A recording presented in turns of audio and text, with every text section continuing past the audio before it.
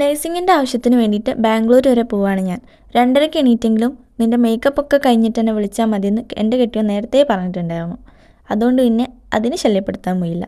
കൊണ്ടുപോകാനുള്ളതൊക്കെ ഇന്നലെ തന്നെ ആളെനിക്ക് പാക്ക് ചെയ്ത് തന്നിട്ടുണ്ടായിരുന്നു. പോകാനിറങ്ങിയപ്പോൾ പിന്നെ അച്ഛനും അമ്മ എണീറ്റ് വന്ന്. പിന്നെ അവരോടും ബൈ പറഞ്ഞ് മെല്ലെ ഇറങ്ങി.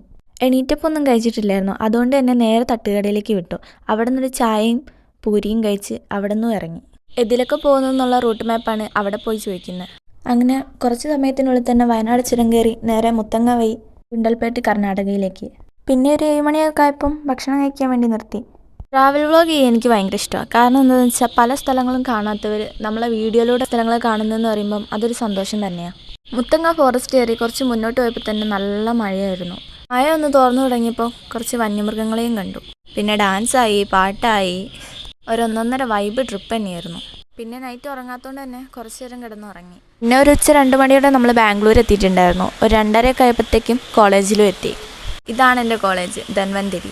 പിന്നെ നമ്മൾ നേരെ പോയി അഡ്മിഷൻ എടുത്ത് കുറച്ച് ഫോട്ടോസൊക്കെ അവിടെ നിന്ന് എടുത്ത് പിന്നെ അവിടെ നിന്ന് ഇറങ്ങി. നമ്മുടെ കൂടെ ഉണ്ടായിരുന്ന കുട്ടികൾക്ക് വേറെ കോളേജിലാണ് അഡ്മിഷൻ എടുക്കാനുണ്ടായിരുന്നത്. അതുകൊണ്ട് തന്നെ ഇന്ന് മൈസൂർ സ്റ്റേ ചെയ്തിട്ട് നാളെ പോകാമെന്ന് കരുതി.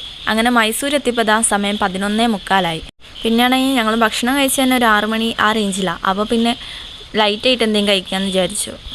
അങ്ങനെ ഞങ്ങൾ റൂം എടുത്തതിന് തൊട്ട് താഴത്തുള്ള കടയിൽ നിന്ന് ഒരു ഷവർമ വാങ്ങി കഴിച്ചു. അതൊക്കെ കഴിഞ്ഞ് റൂമിലെത്തിയാലുള്ള പ്രഹസനമാണ് ഈ കാണുന്നത്. ഇതൊക്കെ കഴിഞ്ഞ് 2:30 കിടന്നപ്പോൾ. അപ്പോൾ ബാംഗ്ലൂരത്തെ ഒരു ഡേ ഇൻ മൈ ലൈഫ് ഇത്രയേ ഉള്ളൂ. അപ്പം എല്ലാവർക്കും ഗുഡ് നൈറ്റ്, ഓൾ ബൈ.